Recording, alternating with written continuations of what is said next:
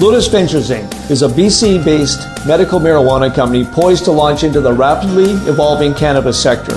Lotus is in the final review stage of the Health Canada approvals to become a licensed producer, having arranged facility financing of up to $12 million, plus building permits for its prototype indoor production facility. Shares trade under the symbol J on the Canadian Securities Exchange. Visit our website at lotusventures.ca. You're listening to HowStreet.com radio, available online at TalkDigitalNetwork.com. Welcome to HowStreet.com radio, the online source for market opinions. Here is Jim Goddard. My guest is Rick Ackerman, editor of the newsletter Rick's Picks, his website rickackerman.com. Welcome back to the show, Rick. Thanks for inviting me on, Jim. You have concerns about the U.S. housing market. Well, I'm in that market, unfortunately, and as we've talked about this before, the realtors came in the spring selling season all fired up because they were actually believing the Fed's spin about economic recovery and all that.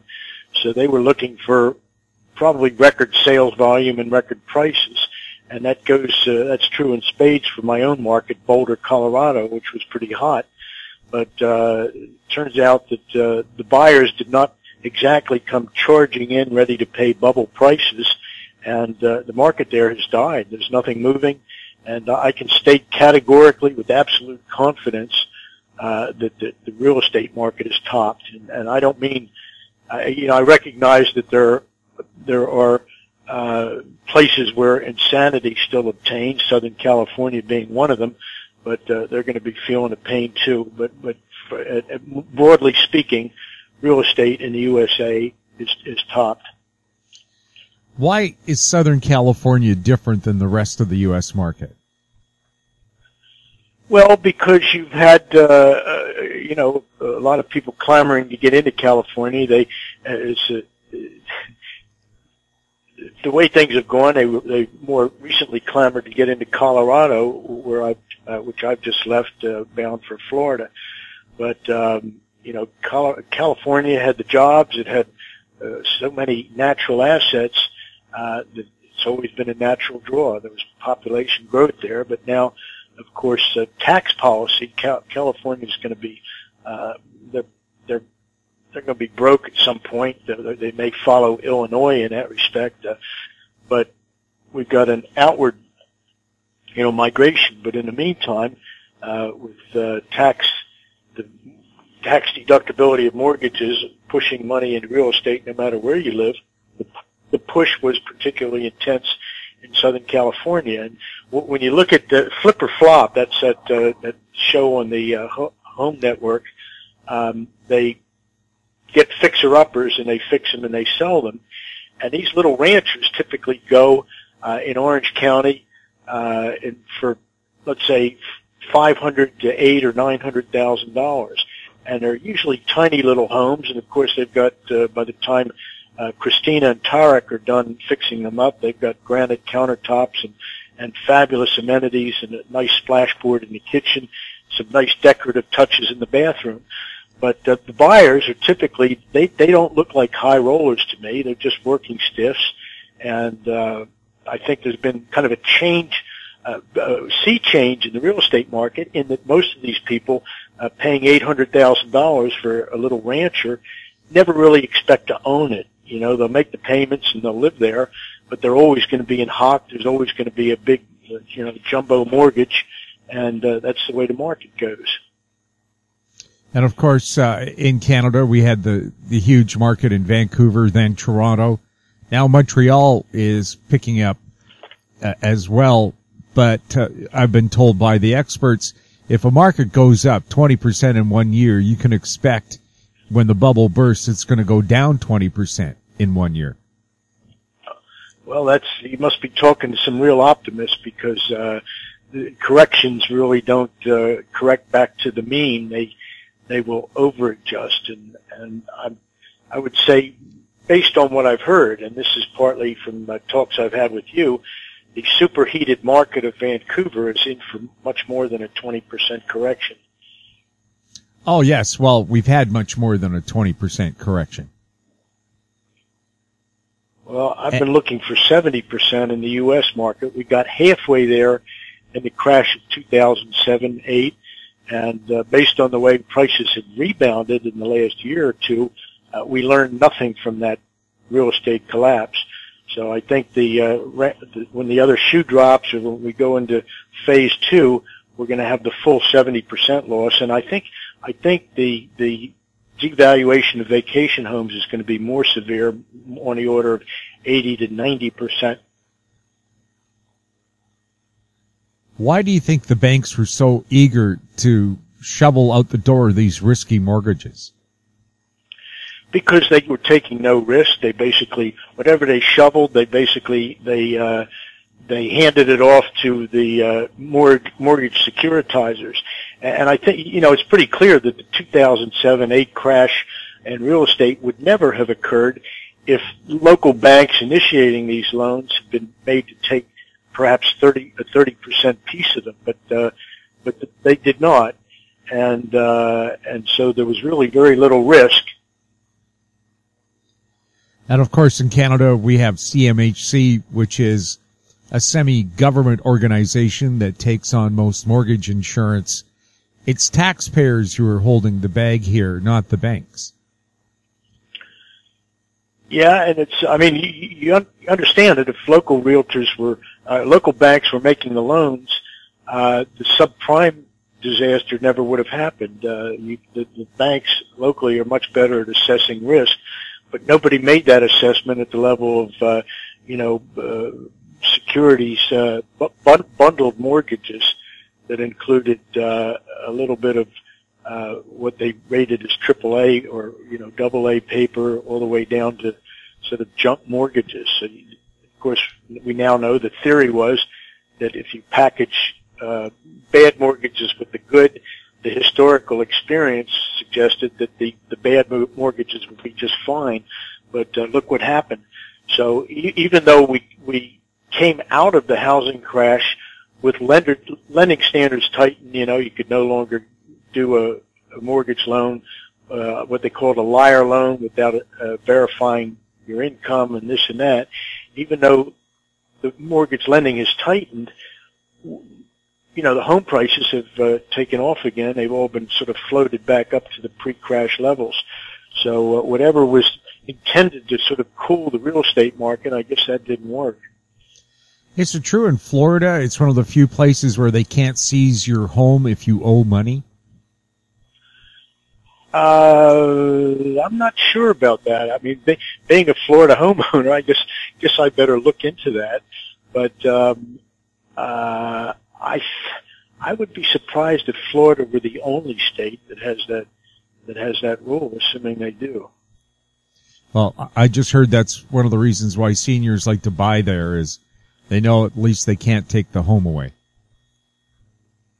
Well, I hope that's not what's driving Florida real estate, is seniors worried about whatever Armageddon's going to take their home out from under them. We'll have more with Rick Ackerman right after the break. I'm Bill McWilliam, president of Cascade Copper, CCD on the TSX Venture Exchange. Cesium is one of the world's rarest metals with a growing industrial demand. Drilling is underway on our Tehran property in Argentina to prove up a cesium resource. Cascadero's patent-pending leach process has the potential to make Cascadero the lowest cost supplier of cesium in the world. Visit our website, cascadero.com, or phone us at 604-924-5504. Glance Technologies owns and operates Glance Pay, a disruptive mobile payment technology now live in 16 cities in Canada and about to launch in the US. With revenues up 664% in the last quarter, Glance Technologies has the potential to be a worldwide leader in an industry projected to grow to $1.3 trillion in 3 years. Glance Technologies stock symbols are GLNFF in the US and GET in Canada. Find out more at glancepay.com. Welcome back. We're chatting with Rick Ackerman. Rick, U.S. oil inventories over the past few weeks have fallen a lot faster than people expected. Is this just a play to try to keep prices up? You got to laugh every time you hear that story. You and I have been talking for maybe good part of 2 years, I think, about this, how bull markets in commodities don't occur because supply has been curtailed. They happen because of increasing demand.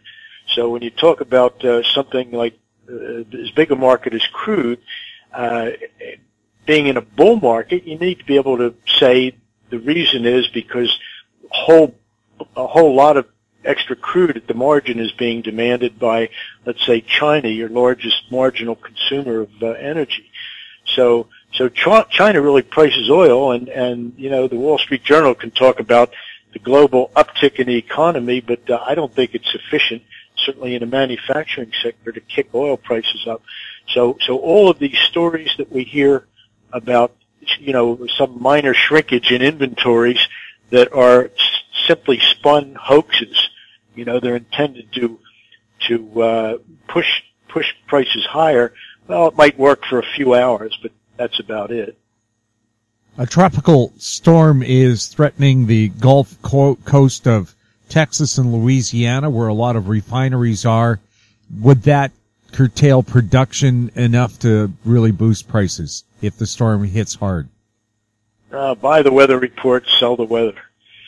They'll only get so much mileage out of that. Let's wait and see how many rigs get destroyed and what, typically you get a greater curtailment of capacity when these refineries here and there announce their routine spring cleaning. The refinery has been closed due to maintenance, and the effect that it has on prices makes me wonder why the refiners don't say all the time that they're always doing maintenance work, because then they could sell relatively small quantities of oil at huge prices.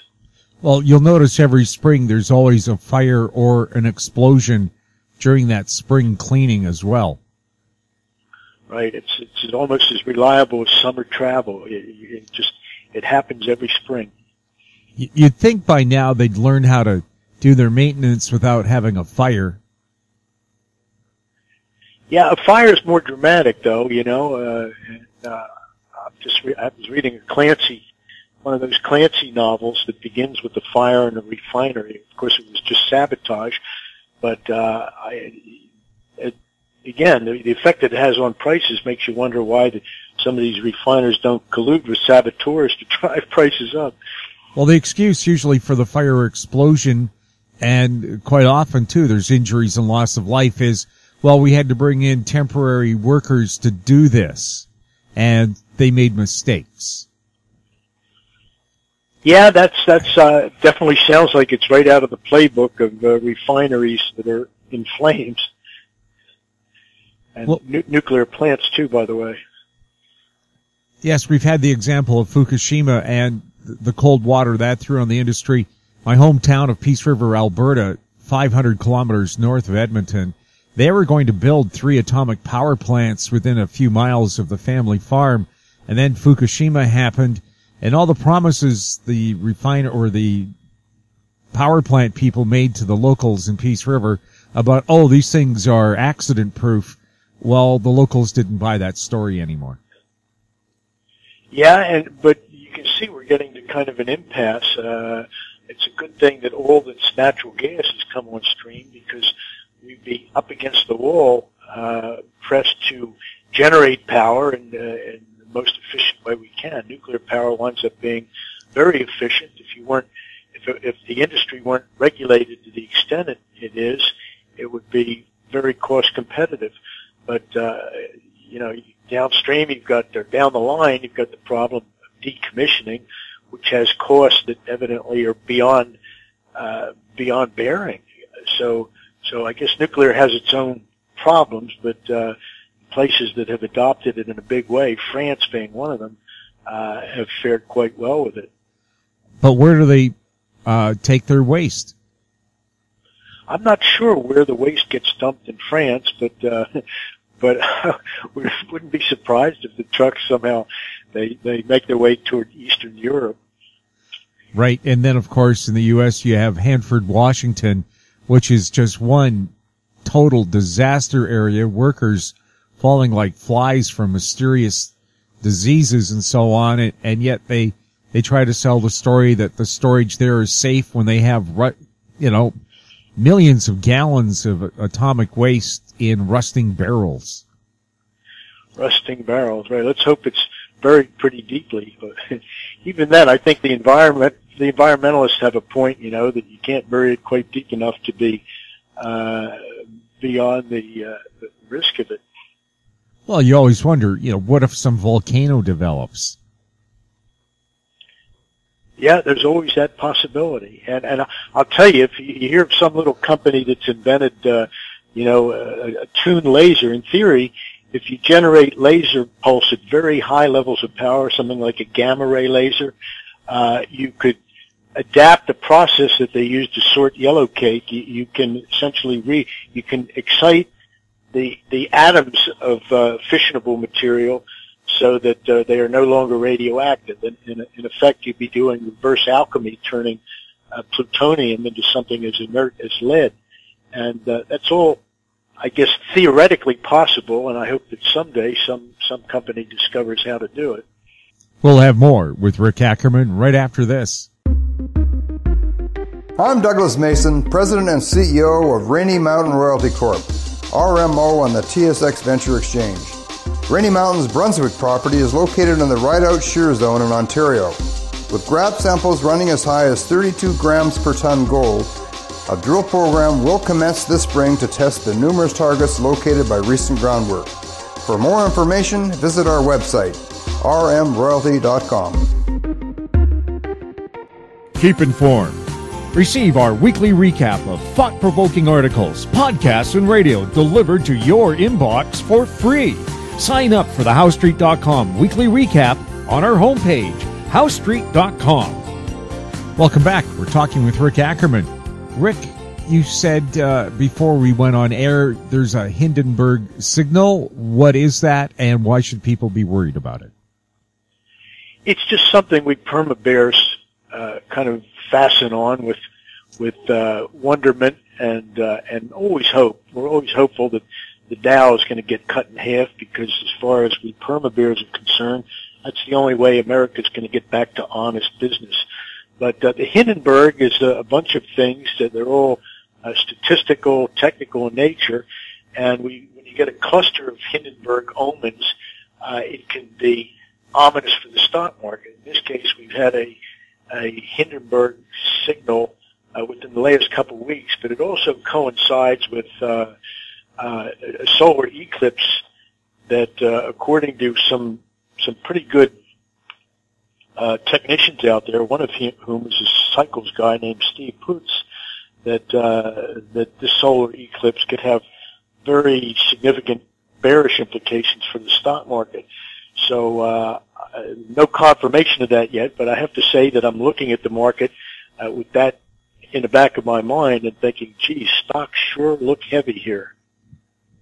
Plus, somebody worked out that because of all the people who took time off work or skipped work or stepped outside to take a look at the eclipse, the North American economy took a hit of something like $700 million. Yeah, but you know what? There was an offset to that, I think, because when the government workers came out of their buildings and they weren't working, then we were picking up a certain degree of efficiency. So I think it was probably a push when the productive sector came out, and all the everybody who works in a building in Washington D.C. were also out watching the eclipse. The net effect was neutral. In Vancouver, they blamed $1.42 a liter gasoline prices on the eclipse because of all the people traveling to Oregon using up gasoline for that. And so that was the reason they gave us for, again, charging us 42 cents a liter more than anywhere else in Canada. Well, when you say they, I'm thinking somebody who wrote a newspaper story in a headline, because boy, that sounds like one of those fake stories that we're hearing so much about these days. Well, nothing fake about it when it comes to paying those results. But Vancouver does have a 17 cent a liter transit tax that nobody else in the country pays. But still, that doesn't account for why, people on Vancouver Island, where they have to ship everything by boat, should cost so much less than it does in Greater Vancouver, where we have a refinery.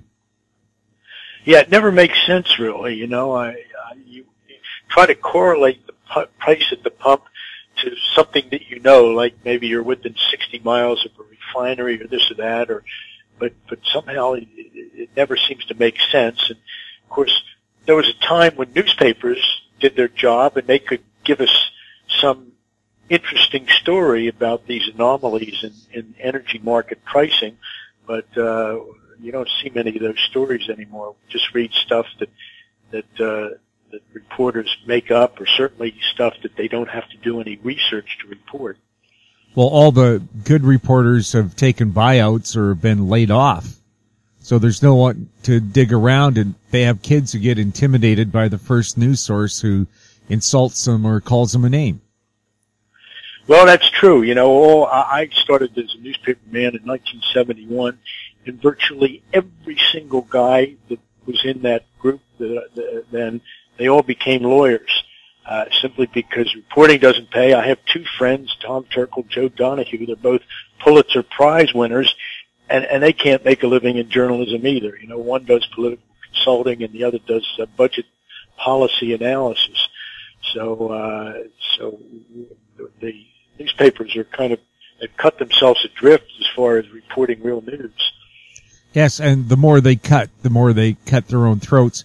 I've also noticed in television, since they took away the limit on the number of commercials they can run, you're hard pressed to see an actual program between all the commercials.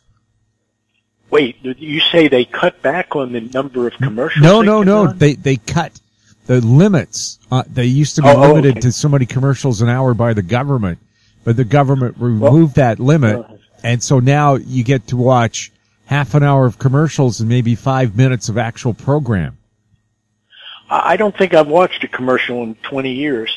You know, actually I shouldn't. I don't have a perfect score there, but I recall that there was a group of advertising men meeting at some big conference in L.A., and one of the main topics of this expo was the phenomenon of zapping. You and I sit with our remote controls just turning off the sound when the commercials come on. And of course, ad men are always can do. They're very solution oriented. So the solution that came out of this LA meeting, as reported in Variety, was that they would simply have to make the commercials more interesting so that you and I would just be focused on the advertiser's message.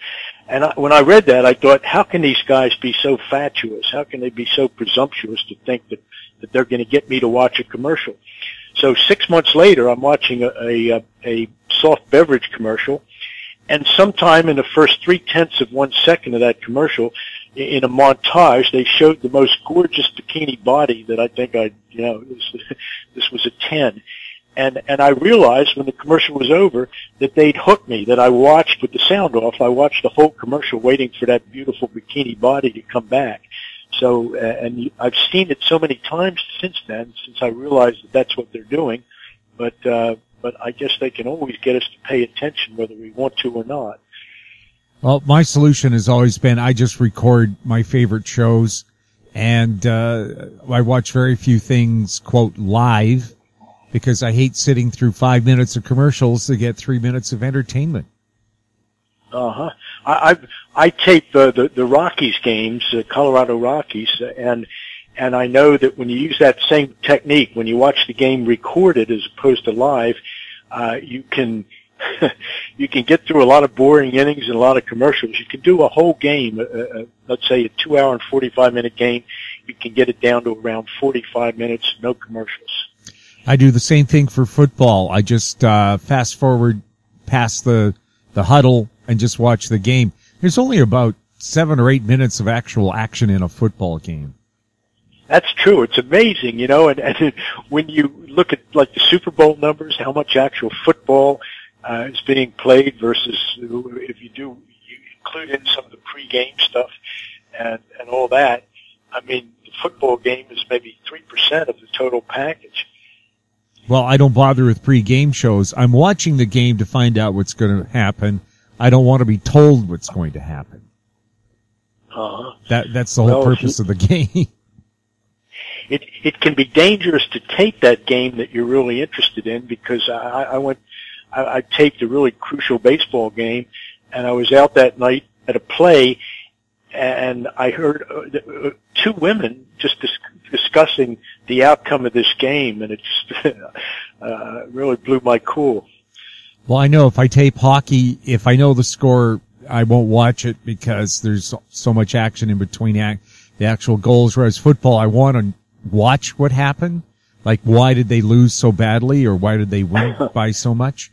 So I'm curious that way. I like to dissect it because I covered professional football for so many years.